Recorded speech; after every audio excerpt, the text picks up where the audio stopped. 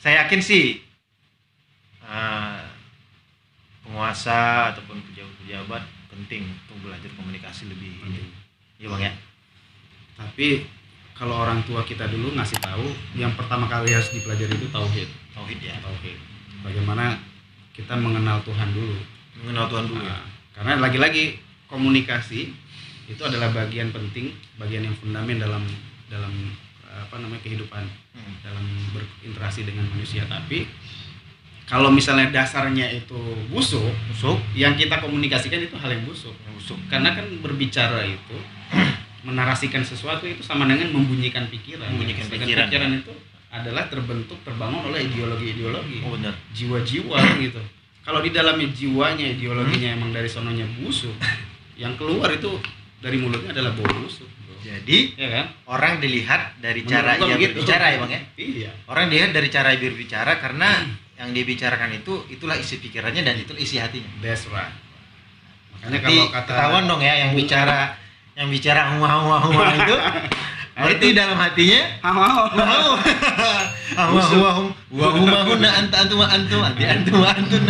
nah sorok dong gitu jadi. Itu dia makanya. Ya, kalau kata Bung Rocky Gerung itu orang yang takut pikiran, orang yang takut terhadap pikiran, maka dia sebenarnya nggak punya pikiran. alias dungu. Dungu ya. Dungu. Akhirnya gimana tadi Bang istilahnya?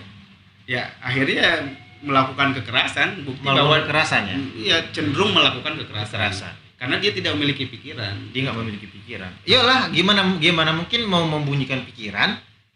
Pikirannya nggak ada. Soal pikirannya nggak ada ya kan? Udah fisik. Gimana mau ngomong nih atau gimana mau berempati pikirannya nggak ada gitu. Kurang lebih begitulah. Iya ya.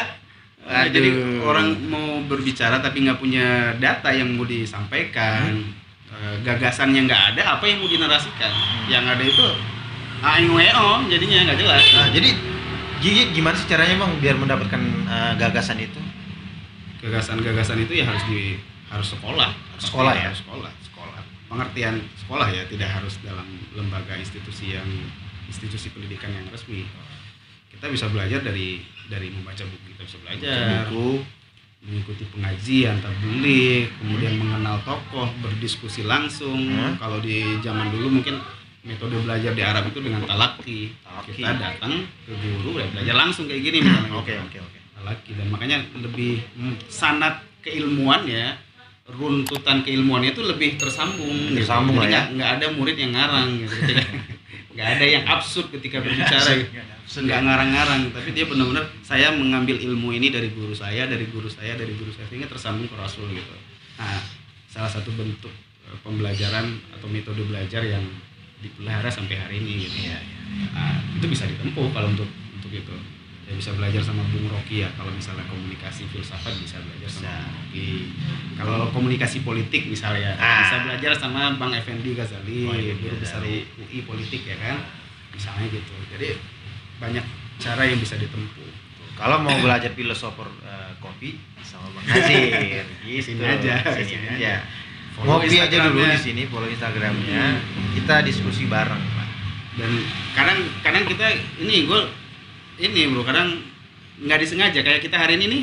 Benar. Kita nggak berencana, lu nggak WA duluan ya kan, atau gua yang nanya lu kesini atau enggak kan nggak ada interaksi awal gitu. Tapi begitu datang justru kita ngopi, hal-hal yang spontan ini justru kreatif. Benar. Ada diskusi-diskusi yang menarik ya kan, kita bisa bertukar pikiran. Nah itu sering terjadi, makanya supaya terjadi spontan yang positif kita harus saling interaksi lewat sosial media di awal.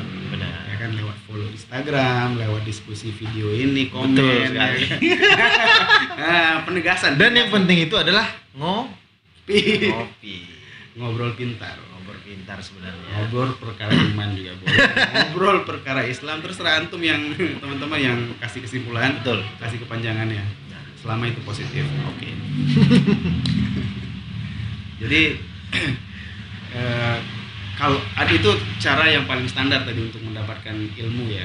Standar itu. Sekolah ada untuk mendapatkan ilmu itu nggak pakai metode yang umum yang apa istilahnya yang lazim. Ya. Kalau tadi kan hal yang kita ke sekolah dapat ilmu itu lazim ya. Ada lagi cara yang ada cara lain ya. Ya kita harus takut sama pencipta. Oke. Karena di dalam Al-Quran itu, di dalam kitab suci umat muslim disebutkan bahwa ikutilah orang-orang yang tidak meminta bayaran. Ikutilah Orang-orang yang tidak meminta bayaran. nggak minta fulus ya. Dia minta fulus, materi, duit dan sebagainya lah pokoknya. Karena orang-orang itulah yang mendapat hidayah. Oh, Orang itulah yang mendapat petunjuk. Jadi gue ngambil dialektika bahasa Al-Quran ini, gue menyimpulkan bahwa ikutilah orang-orang yang tidak meminta bayaran di sini pengertiannya adalah orang-orang yang ikhlas. Ikhlas ya. Dan orang tidak bisa ikhlas kalau dia tidak takut kepada Tuhan. Oh, oke. Jadi rumusnya itu. Pemimpin kita, ya kita juga ya. Pemimpin negara kita orang-orang besar, orang-orang kecil, orang-orang siapapun dia. Ya kita mengajak semuanya untuk takut kepada Tuhan. Ya. Karena hanya takut kepada Tuhanlah yang akan menjadikan kita lurus dalam hidup. Lurus Dalam berpikir, lurus dalam berbicara, lurus dalam bertindak juga gitu. Lurus dalam Karena bersikap. Orang yang memelihara prinsip itu, dia seperti dituntun dalam hidupnya. Anda jadi pemimpin pun dituntun bagaimana sign kontrak sesuatu, ya kan, mengeluarkan kebijakan sesuatu itu benar-benar diukur apakah Tuhan mengizinkan atau tidak, Tuhan ridho atau tidak. Selalu seperti itu. Maka yang lahir dari mulut orang yang seperti itu adalah kebaikan-kebaikan. Iya, benar. Berarti ikutilah orang yang tidak meminta bayaran. Kayak pengajian. Berarti ikutilah orang-orang yang tidak minta bayaran, Bang ya. Ikutilah orang-orang yang nggak meminta bayaran. Oke. Karena mereka lah itu premis minor ya. Istilahnya ada koma gitu. Iya. Setelah koma kalimatnya adalah karena mereka lah orang-orang yang diberi petunjuk. Karena mereka orang-orang yang diberi petunjuk. Berarti selama ini Kalau dibalik coba balik kalimatnya. Kalau mau dapat petunjuk, jadilah orang yang melakukan sesuatu tidak dibayar. Oke. Gitu. Berarti kalau mau dapat petunjuk, lakukanlah sesuatu Dengan ikhlas. Tidak meminta bayaran, apalagi mematok harga. Gawat, itu ada tarifnya. Apalagi tapi kan kalau pejabat kita kan mereka bekerja. Gua dapat berapa nih? Aduh. Dia dibayar Bang sama rakyat, Bang. Terus gimana tuh? Nah, itu konteks yang berbeda ya. Ada meminta bayaran, ada yang dibayar. Ya. Nah, kalau mereka atas jasa mereka, pengabdian mereka terhadap bangsa, ada ketentuan negara ini. Oh, itu beda lagi. Apresiasi. Itu beda lagi ya. Misalnya ya ketentuan dari negara sebagai apresiasi atas dedikasinya diberikan per bulan 4 juta. Jangan tilep lagi gaji karyawan, ambil cepet-cepet, jangan. Oke. Apalagi yang jelas ya, yang itu gaji yang ditentukan negara ada ketentuan undang-undangnya. Oke. Ya kan? Jangan ditilep. Apalagi yang jelas-jelas itu bantuan sosial. Jangan coba-coba ya. Jangan coba-coba, itu malaikat mungkin geram kali. Malaikat udah pengen nonjok aja. Harusnya mie sedap yang ada sambelnya itu 2. Jadi sarimi sambalnya cuma 1. Hanya bumbu doang. Jangan sampai lah ya. Itu kalau ibaratnya itu udah jelas-jelas orang bukannya orang ikhlas berarti ya. Jangankan ikhlas, di bawahnya ikhlasnya juga enggak. Di bawah ikhlas juga enggak lagi. Buset setidaknya lakukan kebaikan walaupun enggak ikhlas. Ya, ini pahit-pahitnya lah. Bahasanya tuh pahit-pahitnya. Kalau Anda tidak bisa melakukan sesuatu dengan gratis dan ikhlas, lakukan sesuatu yang berbayar tapi Anda lurus gitu. Jujur, kredibel di situ, integritas. Hak Anda 4 juta jangan ambil lebih gitu. Iya. Setidaknya itu. Tapi kalau bisa ya di atasnya. Daripada yang bawahnya sudah Anda mungkin dibayar negara, ya kan? Ambil hak yang bukan milik Anda, dan itu adalah bantuan yang sangat ditunggu oleh masyarakat, itu bantuan sosial itu. Malaikat mungkin udah megang godam gede tuh. Udah kesel gitu. Seandainya ini bentar lagi kiamat itu udah diketok ya. Saking dia geram gitu. Tapi karena malaikat patuh dengan protokol kehidupan, manusia ini tidak boleh dihukum di dunia kecuali perintah Allah ya kan. Dalam kondisi tertentu, maka dia nggak akan ambil tindakan. Nanti di kuburan ya. Tunggu di kuburan. Tunggu himpitan itu ya. Tunggu buat gigit di kuburan. Nah, terkait dengan apa tadi? Bantuan sosial nih. Sebenarnya dalam perspektif kenegaraan kita juga masih awam lah bang ya, ngomongin masalah kenegaraan juga. Ini Tapi obrolan warung kopi ringan. warung kopi ringan aja, kita ngalir aja. Cuman karena kita adalah warga negara, artinya punya hak dan kewajiban. Tapi sebenarnya yang lebih kita utamakan itu haknya atau kewajibannya dalam hal bernegara. Sebenarnya kalau menurut ini versi gue ya. Iya, nggak apa-apa. Ini kita lu nanya gue berarti jawabannya jawaban versi nih. Jawaban versi filosofer kopi dong. Jadi bagi gue itu sebenarnya nggak ada yang disebut hak. Nggak ada. Ini karena kalau konteksnya adalah manusia dengan manusia. Oke. Karena satu-satunya hak itu yang memberikan hak itu ya Tuhan. Gitu. Oke. Allah Subhanahu Wa Taala yang ngasih hak.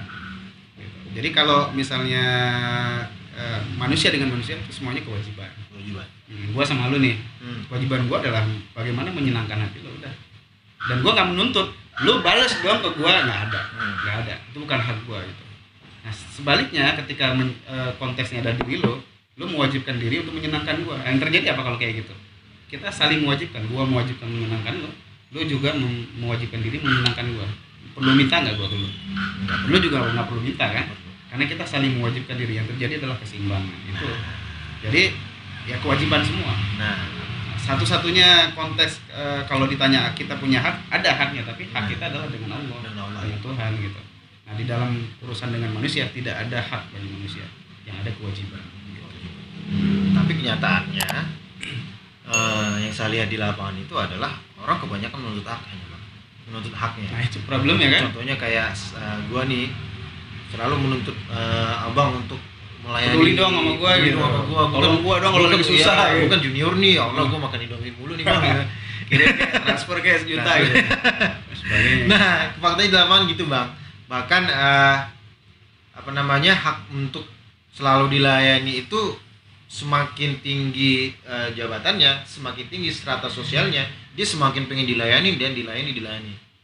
Itu yang terjadi. Hatta kita juga kadang mengalami hal itu ya sebagai pribadi, kadang juga mungkin kalau orang yang jabatan tinggi berharapnya ke bawahan karena haknya banyak. Nah kalau kita berharapnya kepada teman sendiri, karena kita nggak duduk di jabatan tinggi, kadang kita juga mengalami hal itu. Ya jangan lu mengalami itu gitu kan. Nah pertanyaan ini maksudnya lu alami sendiri kan? Benar. Gua pun mengalami gitu, nggak bisa terlepas. Sekali-kalinya muncul ya berbahaya juga kan gitu.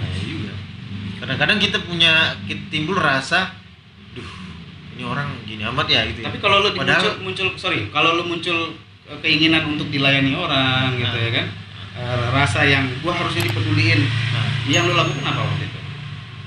Kalau gua sih melayani karena gua nggak mendapatkan pelayanan dia itu, akhirnya gua melayani diri gua sendiri bang. Tapi dengan rasa kesal. Pasti kesel dong gitu kan. Contohnya nih ngomong doang nih orang gitu kan, ngajak orang peduli tapi giliran gua butuh nggak ada.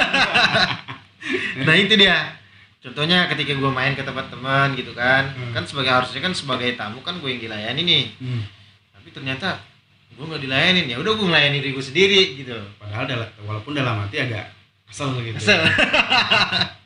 Tapi setidak-tidaknya ada kesal yang tidak kita ungkapkan ya. Karena ada beberapa pikiran yang nggak perlu diekspresikan menurut gue ya. Ya benar.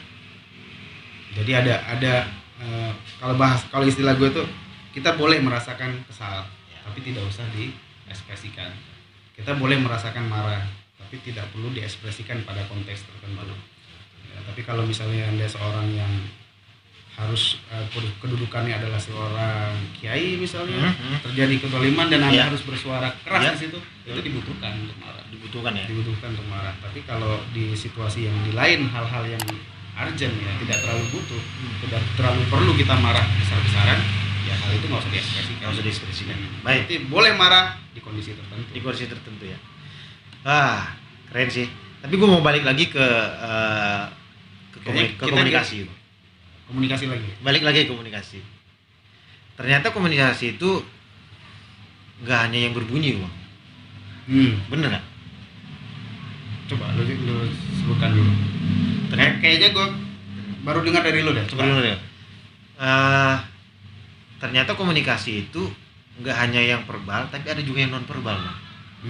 Kalau verbal gue bisa memahami itu berarti kata-kata yang diucapkan Iya. ya. Kalau non verbal itu kayak gimana tuh maksudnya?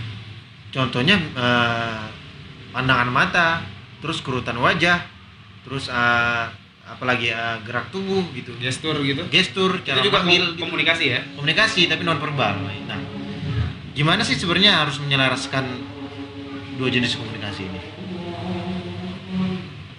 Kadang-kadang orang kan sering gak selaras, Bang. Dia ngomong apa nih? Dia ngomong neraka tapi mukanya ceria.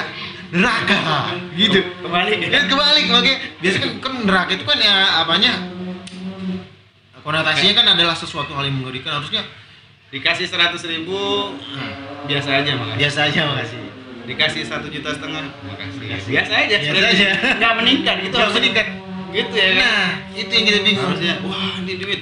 Wah ini 1, T misalnya kan.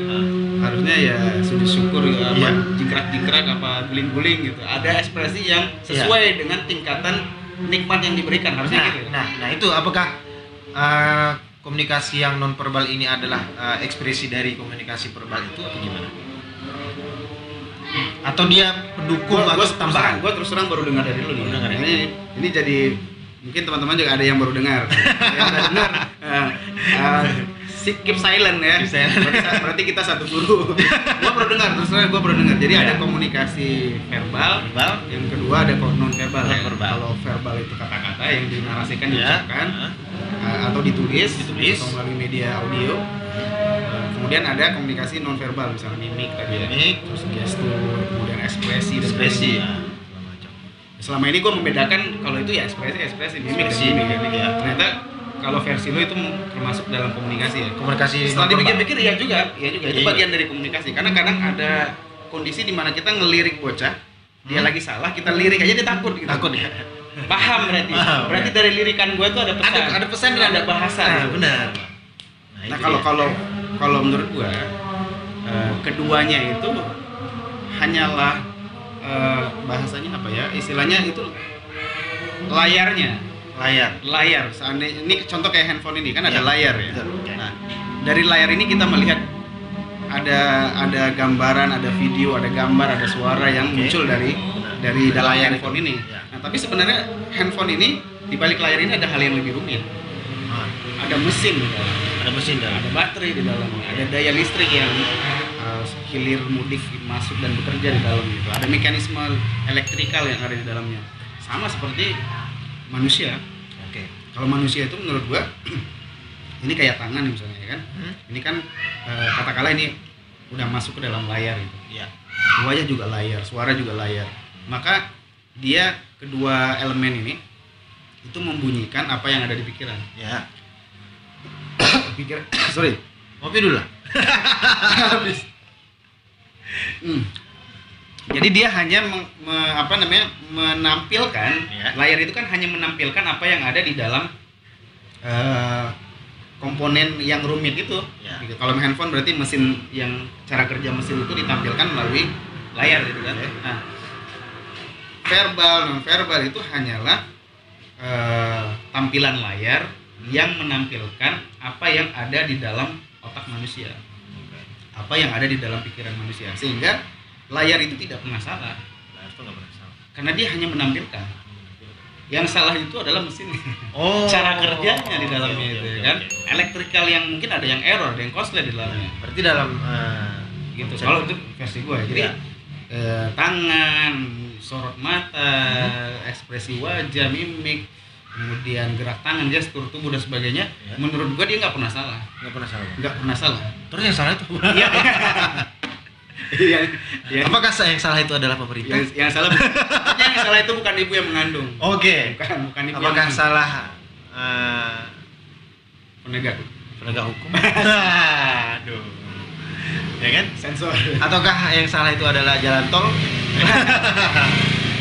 Yang jelas yang menggerakkan sebuah mekanisme dalam diri manusia, kita ambil analogi manusia ya, itulah sumber masalahnya. Sumber masalah. Ya, penggeraknya, baterainya error, ya kan, mesinnya mesin untuk produksi audionya, Oke. mesin yang memproduksi gambar untuk tampil di layarnya itu yang error. Dengan kesimpulan yang lebih ringkas, mesinnya lah kita kasih nama, kerusakan utamanya itu ada di mesin. Mesinnya error, maka tampil di layar pun hal yang buruk gitu. Kondisi hari ini kayak Indonesia seperti ini, nah, itu mesinnya. Mesinnya ya. Mesinnya itu ada di siapa? Kita bahas setelah yang satu ini.